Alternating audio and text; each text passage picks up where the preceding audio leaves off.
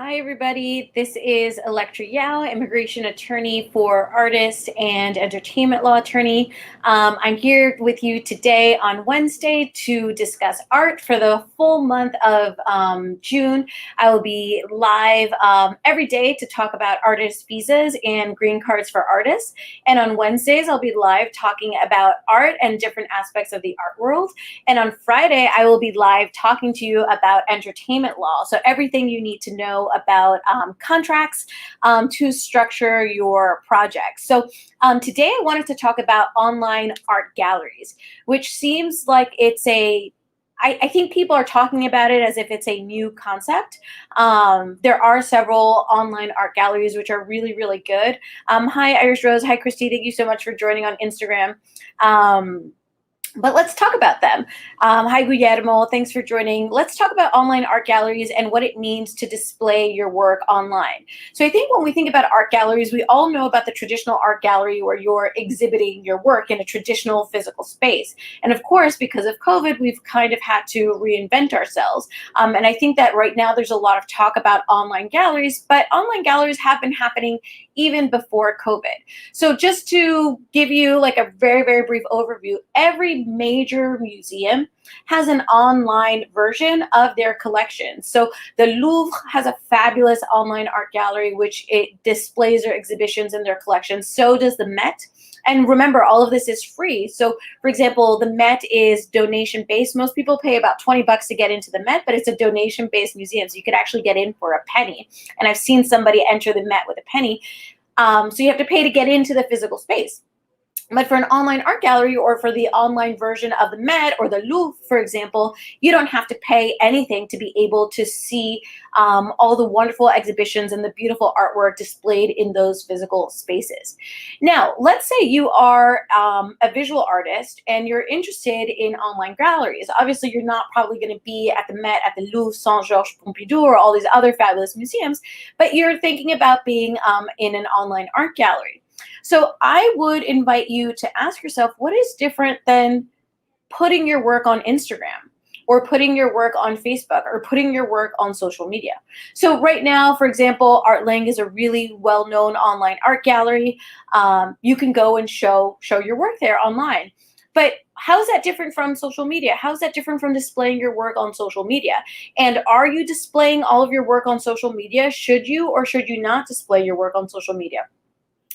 These are really interesting questions that you guys need to think about in terms of how you want to present yourself as an artist. So the gallery world is a very closed, tight world. It's not something that is changing very often. Right now, there's more inclusion and inclusion in the world in terms of the different gallerists and curators, different women, people of color. Right now, there is the focus on exploring artwork from, Black Americans and people from Africa, from Southeast Asia. So there's a lot of change happening in terms of the art world, but it's still, or the online or the gallery world, but it's still a pretty closed world. Now, I was a part of a discussion a couple of weeks ago on Clubhouse discussing whether or not artists should put their work online. And most of the gallerists, I would say about 75% of the gallerists, were not in favor of artists putting their work on social media, which I think is very similar to an online art gallery. I mean, the online art gallery, what you're getting is you're getting the name of the gallery backing your work. But with social media, you're getting more of an audience. You need to decide, what do you want? Do you want the audience, a large number of people potentially viewing your work, or do you want the prestige of the name of a gallery associated with your work? Which do you think is going to help you in your career, and which do you think is going to get your message across? Now, these answers are wholly dependent on you as an artist and the decisions you want to make as an artist. Very important to get advice and to really understand the market and your target buyer. So like I said, about 75% of the gallerists were not in favor of visual artists including their work in the online galleries because they saw it as the bastardization or the prostitution of an artist and her work. The reason for that is because they believe that the artist should maintain some sort of mystery in terms of the presentation of their work. Now, I'm not sure if I necessarily agree with that, but for some people who, for example, sing online, show their work online, dance online, I don't think that the audience would interpret that as the prostitution or the bastardization of the artwork that the artist is putting out. So, like I said, it really depends on what your goal is as an artist. Do you want numbers? Do you want a large amount of people to view you? Or are you looking for exclusivity, which is something that is very, very it's a huge factor in the art world, in the traditional art history, curator, gallery world, at least here in New York. If you're looking at presenting your work at an art fair, that's really a different story, and we can have a live and talk about that later on. But what's key with this online movement is I want you guys to realize and know that this is not something that is relatively new. Artists, I know because of COVID, a lot of people have shifted to putting their work online, but just because there's been a large mass of people putting their work online, hi Arlie, that doesn't mean that it wasn't happening before. It was happening before. I gave you the examples of the major museums who've always distributed or showcased their online exhibitions and collections.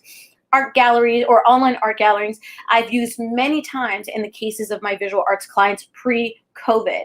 And social media numbers and social media is something that has been, with us since, probably the last 10 or 15 years. And I've definitely used that in my cases.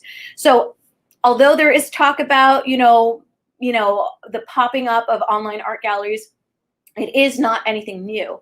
So that's the first thing that I want you guys to understand. The second thing that I want you guys to understand is this is a very, very personal decision for you guys to make in terms of displaying your work online, but it's also a professional and strategic move. Whatever you choose to do is going to be right for your audience and right for the work that you do. But remember that you want to use some sort of criteria when you're deciding whether or not you want to put all of your work out there. And this is, again, wholly dependent on the art sector that you're involved in. For traditional gallerists and curators, they're really not interested in artists or artists who are putting all of their work out there. And in fact, gallerists, if you go on different gallerists page, a gallery that I follow that I really like is Housing New York City. It's owned and run by a New Yorker. She's from New York. She's a woman of color, and she really displays really interesting work. So I invite you guys to go look at Housing New York and check out the different artwork that they put out there. The interesting thing about exclusivity is that it distinguishes you from your peers. Being selected by an art gallery is a huge risk on the part of the art gallery, in the sense that there's a lot of upfront costs that the artist does not undertake, right? So the whole point of being shacked up with an art gallery is to get your work sold. With the name of the art gallery, you have a better chance of getting your work sold than possibly just including your work online. Not that people who include their work online do not find success. They absolutely do. This is the digital media age. But the benefit of working with the gallery is that you've got their name, you've got their exclusivity, they've already done all of the marketing, they already have a name. All you're doing is entering into their house and kind of tagging along or piggybacking on the brand that they've developed, which again is not a bad decision. It's just you need to decide as an artist what is the best decision for you and for your work. Again, part of this is going to be industry specific. There's much that you can do online, and there's a lot that you can do with an online gallery. So I would say experiment with yourselves, experiment with your work. If you have not already showcased your work in an online gallery, now is the time to do so, because this is kind of the bandwagon that everybody is jumping on at the moment. And challenge yourself, maybe instead, if you're working on a series of like 10 prints, maybe include maybe 1 or 2 prints and try to figure out if there's an online art gallery. I just gave you guys one, ArtLink, which is a great online art gallery, and see if they will display your work in one of their exhibitions. You might even get an online solo exhibition. So So yeah, I wanted to discuss online art galleries, and if you guys have any thoughts as to what an online art gallery is, or what it is, or what it doesn't mean for you, please feel free to comment or send me a message. I'd be happy to continue this conversation with you guys. Or if there's specific art topics that you want me to discuss or mention, you should definitely email me so that I can talk about them on the next live. But I do think that it's really important to really treat your work or treat your career as some sort of online marketing plan. It's really important to be super prepared. It's really important to understand the different outlets that you have and what are the consequences of utilizing those different outlets. Like I said, most curators, the curator gallery world is a closed world, and most of them do not want to see their clients or their artists displaying all of their work online. But maybe if you were a singer or songwriter, I do have a client that was discovered online. Then you might want to think twice about maybe not putting your work. You might want to put your work out there as much as possible.